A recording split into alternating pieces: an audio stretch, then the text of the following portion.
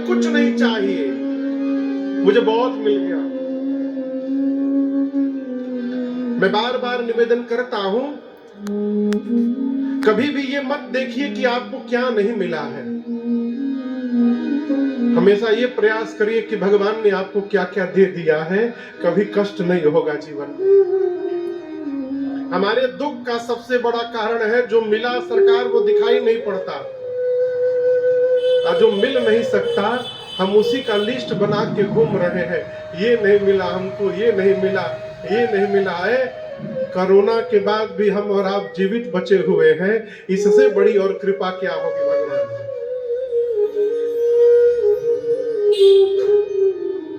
केवट जी कहते प्रभु हमें कुछ नहीं चाहिए, बहुत मिल गया। आप भी ठाकुर जी से कहा करिए प्रभु बहुत दे दिया आपने, अब कुछ नहीं चाहिए। हम आपको सत्य एक बात बताएं, एकदम सत्य, यदि कर्म का हिसाब ठीक से होने लगे ना, जो हम कर्म करते हैं उसका ठीक से भगवान हिसाब निकालने लगे, तो जो मिला है वो भी समाप्त हो जाएगा। ये तो सत्य मानिए कि भगवान दोष देखते ही नहीं है। ठाकुर जी दोष नहीं देखते, इसलिए सब बचा हुआ है। इसलिए दिन रात कहा करिए, हमेशा कहा करिए। आप द्वारिका में आकर कहिए चाहे मत कहिए, जिस घर में रहते हैं उस घर के ठाकुर द्वारी में ठाकुर जी से कहिए, अपने घर के भगवान से कहिए, नित्य कहिए क्या, तेरा शुक्रिया है, तेरा शुक्रिया है।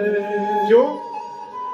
मुझे तूने मालिक बहुत दे दिया है, मुझे तूने मालिक बहुत दे दिया है, तेरा शुक्रिया है, तेरा शुक्रिया है, तेरा शुक्रिया है, तेरा शुक्रिया है।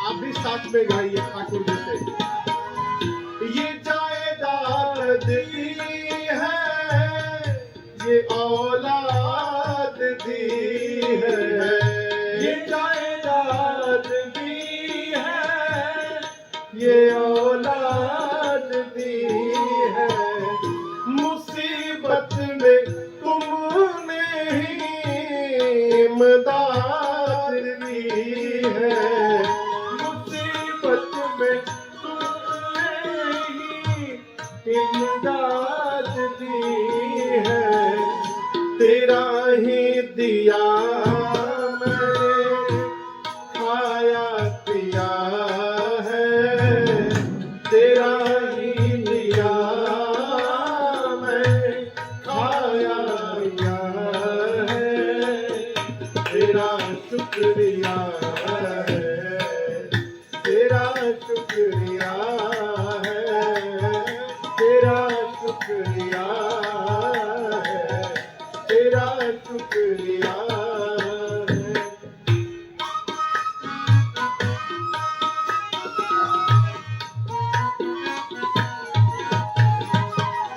तेरी बंदगी से मैं बंदा हूँ मालिक, तेरी बंदगी से मैं बंदा हूँ मालिक, तेरे ही करम से मैं जिंदा हूँ मालिक, तेरे ही करम से मैं जिंदा हूँ मालिक, हे मालिक, हे मालिक बहुत दे दिया है, तेरा शुक्रिया है, तेरा शुक्रिया है, तेरा शुक्रिया है, तेरा शुक्रिया है।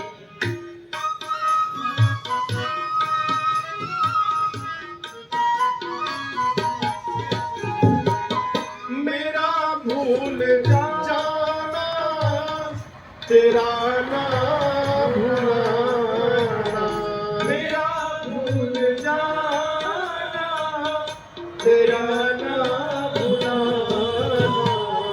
तेरी रहमतों का कहाँ है ठिकाना, तेरी रहमतों का कहाँ है ठिकाना, तेरी इस मुहब्बत ने पागल किया है, तेरी इस मुहब्बत ने पागल किया है, तेरा शुक्रिया है, तेरा शुक्रिया है, तेरा शुक्रिया है, तेरा शुक्रिया है। मुझे तूने मालिक बहुत दे दिया है, मुझे तूने मालिक बहुत दे दिया है, तेरा शुक्रिया है, तेरा शुक्रिया है, तेरा शुक्रिया है, तेरा शुक्रिया है, तेरा शुक्रिया है, तेरा शुक्रिया है।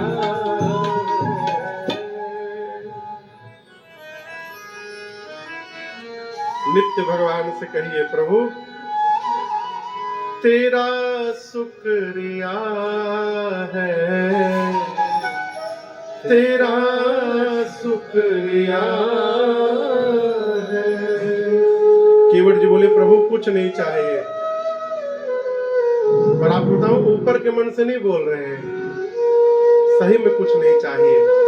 कई लोग तो ऊपर से कहते हैं कुछ नहीं चाहिए, कुछ नहीं चाहिए, अब भीतर तो रघुनाथ जी जान रहे हैं क्या चाहिए है? बोले कुछ नहीं चाहिए नाथ।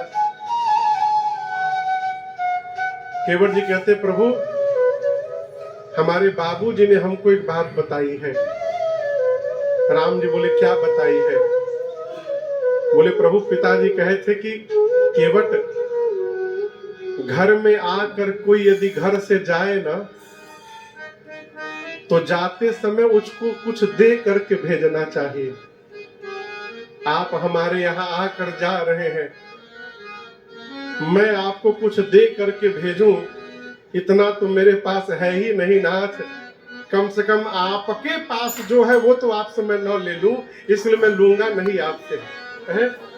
यदि देना ही है तो मैं एक बात कहता हूं, फिरती बार मतलब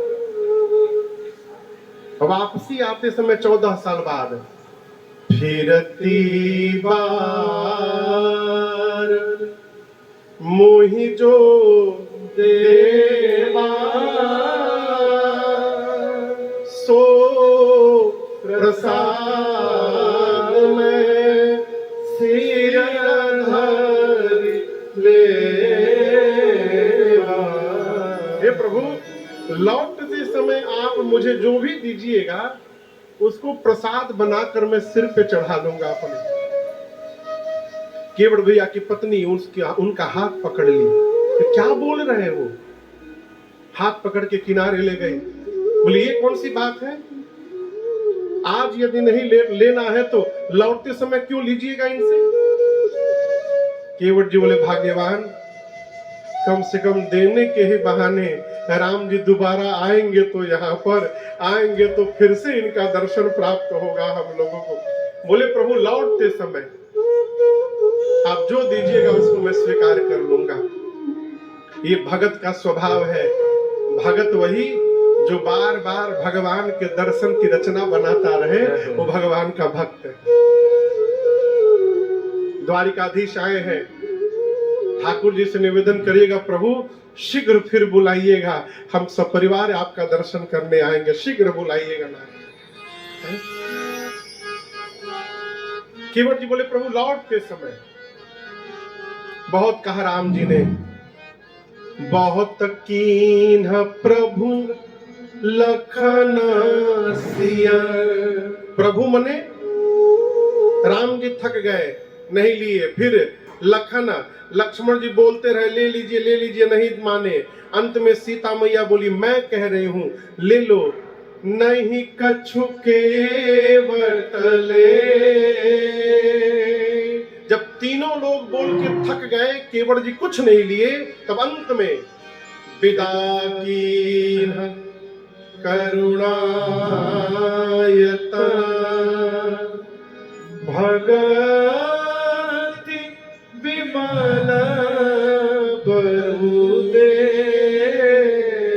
तो बहुत कहने पर राम जी, लक्ष्मण जी, सीता जी थक गए, केवट जी कुछ नहीं लिए। तो अंत में भगवान ने केवट जी को अपनी भक्ति देकर के विदा कर दिया, अपनी भक्ति दे दी केवट भैया। संसार में सबसे दुर्लभ कोई वस्तु है तो वो भगवान की भक्ति है, समझिएगा। आप ज्ञानी हो जाइए, कोई बात नहीं, विज्ञानी हो जाइए, नाना प्रकार की रिद्धि सिद्धि प्राप्त कर लीजिए, कलाओं को प्राप्त कर लीजिए, गुणवान हो जाइए, बलवान हो जाइए, और यदि भक्ति नहीं है तो सब बेकार है। मैं आपको उदाहरण दे रहा हूं। माताएं भोजन बनाती हैं, भोजन में सब्जी बनाती हैं। मान लीजिए पनीर की सब्जी बनानी हो, मलाई पनीर, शुद्ध देसी घी में पनीर को हल्का हल्का फ्राई करके फिर उसको ठंडे पानी में डालकर उसको सॉफ्ट बना लिया है, बर्फ के पानी में डाल करके। उसके बाद उसमें हल्का सा क्या जीरा वरा डाल करके उसको भून करके उसमें ग्रेवी बना लिए, उसमें मसाले भी डाल दिए, हल्दी डाल दिए, धनिया पाउडर, जीरा पाउडर डाल दिए, और थोड़ा सा उसमें क्रीम भी डाल दिए। मलाई पनीर है ना, क्रीम भी डाल दिए, कसूरी मेथी भी लेकर के ऐसे थोड़ा भुरभुरा दिए उसमें है, खूब बढ़िया कलर आ जाए उसका। उसमें पनीर भी डाल दिए, उतार के खाएंगे रोटी के साथ। टेस्टी लगेगा ना? बोलिए नहीं लगेगा। नमक डाला हूं मैं नमक डाला था। आप दर्शन करिए, मलाई यदि न पड़े तो चलेगा, कसूरी मेथी भी न पड़े ना चलेगा, मसाले थोड़े कम पड़े तो भी चलेगा,